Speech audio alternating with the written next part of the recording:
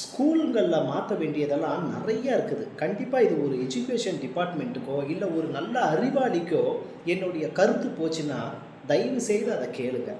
நம்ம வீட்டில் எப்படி இருக்கிறோமோ தெரியாது. இன்னைக்கு இருக்கிற சூழ்நிலையில் எல்லாரும் ஸ்கூலுக்கு போகிறாங்க. ஆனால் ஸ்கூலுக்கு போய் என்ன கற்றுக்கிறாங்க அதுதான் முக்கியம். ஒரு 10 பேர் இருக்கிறாங்கன்னா அதில் ஒரு கெட்டவன் இருந்தாலும் அவன் வீட்டில் இருந்து கற்றுக்கிட்டு வர்றதை அப்படியே ஒப்பிப்பான் அசிங்கமான வார்த்தையை. ரவுடிசம் இப்போலாம் ஆசிரியரெல்லாம் பிள்ளைங்களை அடிக்கக்கூடாது. ஆனால் பிள்ளைங்க ஆசிரியரை அடிக்கிற அளவுக்கு இப்போ காலம் போய்கிட்டு இருக்கு. இது எவ்வளோ ஒரு அசிங்கமாக இருக்குது. ஒழுக்கங்கிற பேர் போய் இப்போது இது ஒரு வித்தியாசமான ட்ரெண்டிங்காக இருக்குது.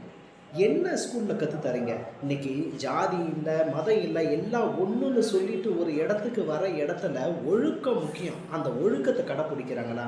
பேச்சு வார்த்தை படித்த பிள்ளைங்க பேசுகிற பேச்சாவாக இருக்குது. அந்தந்த ஸ்லாங்கு மொழியும் தமிழில் அவங்க பேசுகிற மொழி. வீட்டுக்கு போன உடனே அந்த வீட்டு செயலில் தான் பிள்ளைங்க ஈடுபடுவாங்க.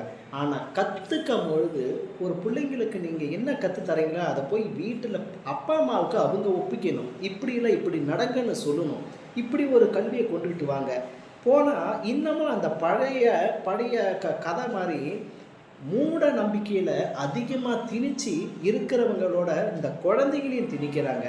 அதே வீட்டில் இருக்கிறவங்க அதை வெளியில் கொண்டுட்டு வர்றதுக்கு ஸ்கூலுக்கு ஒரு நல்ல வழியை ஒன்று ஏற்பாடு பண்ணுங்கள். பிள்ளைங்களுக்கு மதம் ஜாதிங்கிற ஒரு புடியை வச்சுக்கிட்டு இருக்கிறாங்களே அதெல்லாம் தடுத்து எரியிற மாதிரி தன்னுடைய மூளையை அறிய எப்படி அறிவை வளர்த்துக்கணுங்கிறத பிள்ளைங்களுக்கு கற்றுக் கொடுங்க.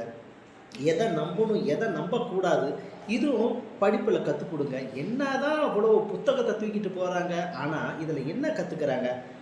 1000ல் 1 தான் பொக்கிஷமாக வருது அவனுங்களுடைய சொந்த அறிவால். ஆனால் எல்லாரும் அப்படி இருக்கிறதில்ல. ஆனால் பிள்ளைங்க எப்படின்னாக்கா என்ன டீச்சர் கற்றுத்தராங்களோ அதை அப்படியே தன்னை வசப்படுத்தி கையில் வச்சுக்குவாங்க. ஒரு விஷயம் ஒன்று சொல்லிட்டா காலையிலே எழுந்திரிச்சிடும் பிள்ளைங்களா பல் விளக்கணும், அது நல்ல விஷயம் சொல்லுங்கள், அது போய் வீட்டில் அப்படியே செய்வாங்க. இது தினமும் காலையில் உட்காந்து தண்ணி குடிங்கன்னு சொல்லுங்கள், அது அப்படியே செய்வாங்க. சிலருக்கு இந்த குணம் இருக்குது. இதை நல்ல நல்ல விஷயத்தெல்லாம் பிள்ளைங்களுக்கு எடுத்து சொல்கிறதுக்கு ஸ்கூல் தேவை.